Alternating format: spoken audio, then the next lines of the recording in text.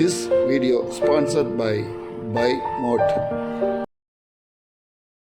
பிரியமானவர்களே, ஆண்டவராகிய இயேசு கிறிஸ்துவின் இனியற்ற நாமத்தாலே உங்கள் யாவருக்கும் அன்பின் வாழ்த்துக்களை என் குடும்பத்தின் சார்பாக, என் ஊழியத்தின் சார்பாக நான் தெரிவிக்கிறேன். விசேஷமாய் இந்த யூடியூப் வழியாக உங்களை பார்ப்பது ரொம்ப சந்தோஷமா இருக்குது. கர்த்தர் ரொம்ப நல்லவராக இருக்கிறார்.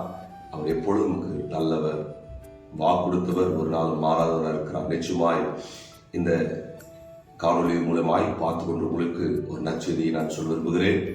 ஆண்டவர் இயேசு கிறிஸ்து இந்த உலகத்திற்கு, இந்த பூமிக்கு வந்தது ஒரு முக்கியமான ஒரு நோக்கம் என்னன்னா, இருளில் இருக்கிற ஜனங்களை வெளிச்சத்திற்கு கொண்டு வரும்படியாக.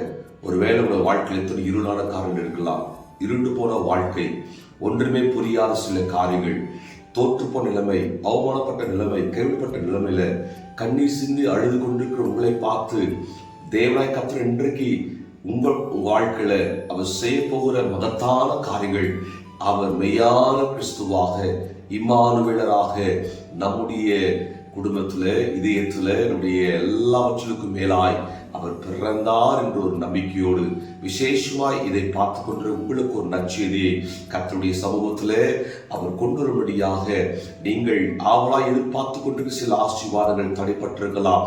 இந்த ஆண்டு தொடங்கி வாழ்க்கையில எண்ணற்ற கேள்விகளுக்கு எத்தனையோ பதில்கள் வராத சூழ்நிலையில் தேவன் ஏன் என் ஜெபத்திற்கு தாமதிக்கிறார் என்று சொல்லி கலங்கிட்டு உங்களை பார்த்துதான். ஒருவேளை இந்த நாளை காணாமல் எத்தனையோ பேர் மரித்து போயிருக்கிறாங்க, ஒன்றுமில்லாமல் சூழ்நிலை காணாமல் போயிட்டாங்க. சில பேர் மருத்துவர்கள் இருக்கிறாங்க, சில பேர் படுக்கையில வீட்டிலே அவங்களால் முடியாத சூழ்நிலை இருக்கிறாங்க. ஆனால் உன்னையும் என்னையும் மீட்டெடுத்த தேவன் நமக்காய் ஜீவனை கொடுத்து நம்மை கிருபையினாலே, இரக்கங்களாலே, ஓ ஹல்லேலூயா, முடிசூட்டி நம்மை மகிமைப்படுத்த தேவனுக்கு நன்றி உள்ளத்தோடு நான் எப்பவுமே சொல்லுவேன், நான் நிற்பதும் நிர்மலமாக இருப்பதும் கர்த்தருடைய கிருபை. அந்த கிருபை நம்மை தாங்கி இருக்கிறது, அந்த கிருபை தான் நம்மை சுமந்து வந்திருக்கிறது. ஆகவே இந்த 2022 ஆண்டு தொடங்கி 12 மாதங்கள் தேவனை சுமந்து வந்திருக்கிறார். எத்தனை நல்ல தகப்பன்!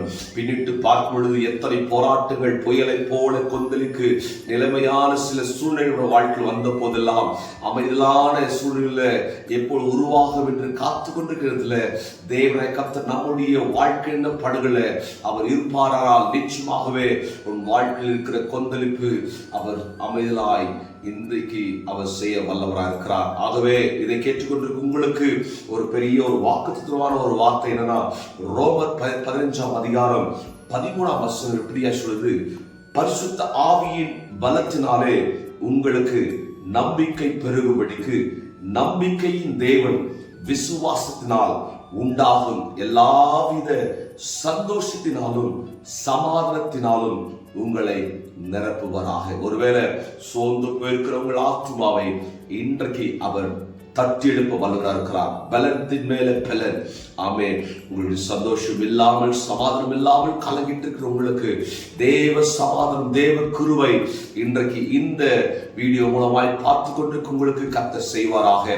கவலைப்படாதுங்க, சோர்ந்து போகாதுங்க. நிச்சயமாய் முடிவுண்டு, உன் நம்பிக்கை வீண் போகாது.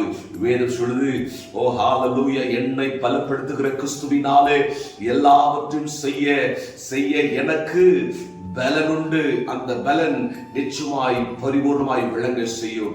கல்லுக்கு சமமான பலன், உயர பறக்கக்கூடிய அந்த பலன் நிச்சயமாகவே இந்த 2022 ஆண்டு தொடங்கி இந்த 12 மாதங்கள் சோர்ந்து பெருக்கிற உங்கள் ஆத்மாக்குள்ளே பலனை கொடுப்பார்.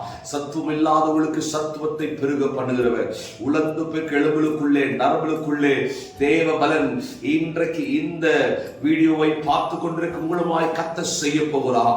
எத்தனை பேர் விசுவாசிக்கிறவங்க ஆமென் சொல்லுங்க. ஹல்லேலூயா. இந்த வேதத்தில் இருக்கிற ஒவ்வொரு வார்த்தையும், ஒவ்வொரு வாக்குத்தத்தம் நமக்கு கற்றுக் கொடுத்தது.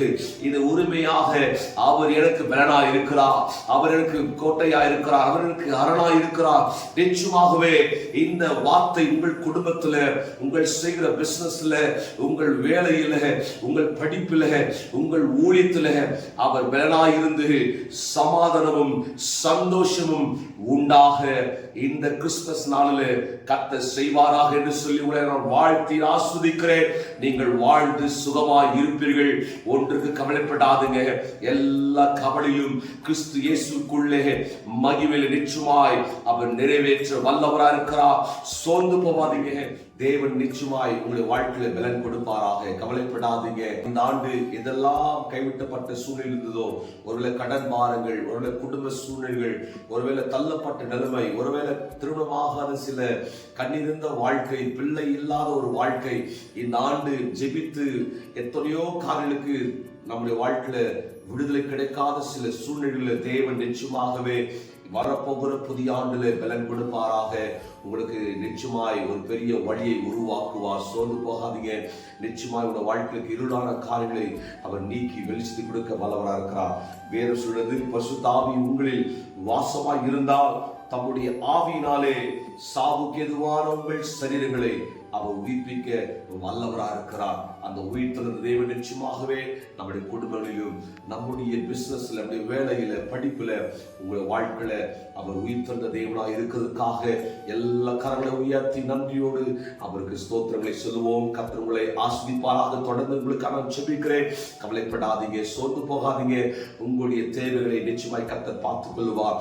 யோபு சொல்றாரு, தேவரீர் சகலத்தையும் செய்ய வல்லவர், நீ செய்யலத்து ஒரு நாளும் தடைபடாது. நிச்சயமாய் தடையான காரியங்கள் வரப்போகிற புதிய ஆண்டிலே கர்த்தர் வழியை திறப்பார்.